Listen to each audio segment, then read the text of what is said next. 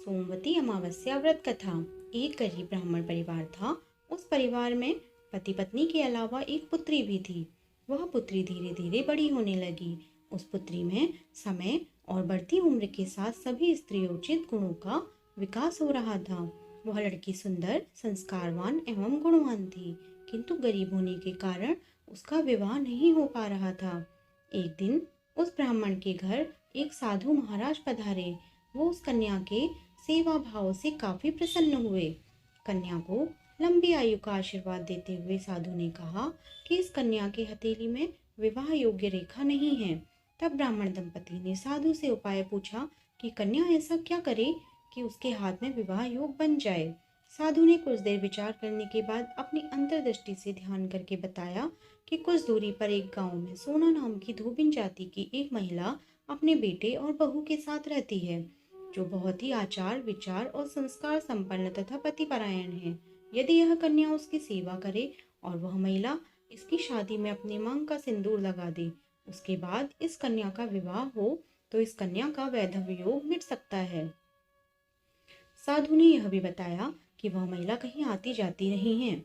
यह बात सुनकर ब्राह्मणी ने अपनी बेटी से धोबिन की सेवा करने की बात कही। अगले दिन कन्या प्रातः काल ही उठकर सोना धोबिन के घर जाकर साफ सफाई और अन्य सारे काम करके अपने घर वापस आ जाती है।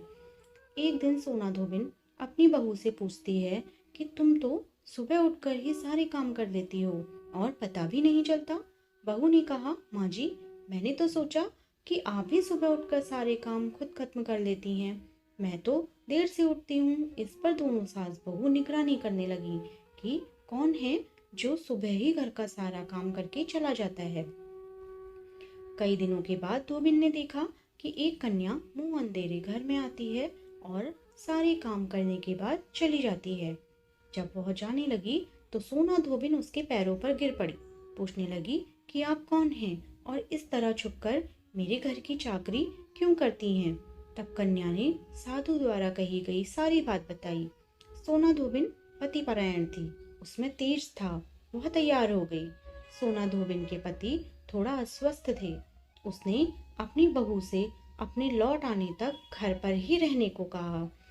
सोना धोबिन ने जैसे ही अपने मांग का सिंदूर उस कन्या की मांग में लगाया, उसका पति मर गया।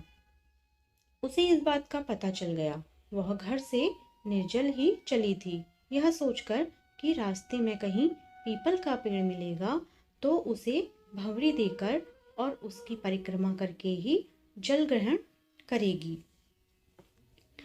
उस दिन सोमवती अमावस्या थी। ब्राह्मण के घर मिले हुए पकवान की जगह उसने ईंट के टुकड़ों से 108 बार भंवरी देकर 108 बार पीपल के पेड़ की परिक्रमा की और उसके बाद जल ग्रहण किया। ऐसा करते ही उसके पति के मुर्दा शरीर में वापस जान आ गई। धोबिन का पति वापस जीवित हो उठा।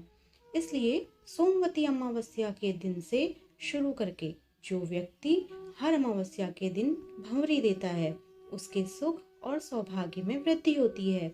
पीपल के पेड़ में सभी देवों का वास होता है। अतः जो व्यक्ति हर अमावस्या को न कर सके, वह सोमवार को पड़ने वाली अमावस्या के दिन 108 वस्तुओं की भंवरी देकर सोना धोबिन और गौरी गणेश का पूजन करता है। उसे अखंड सौभाग्य की प्राप्ति होती है।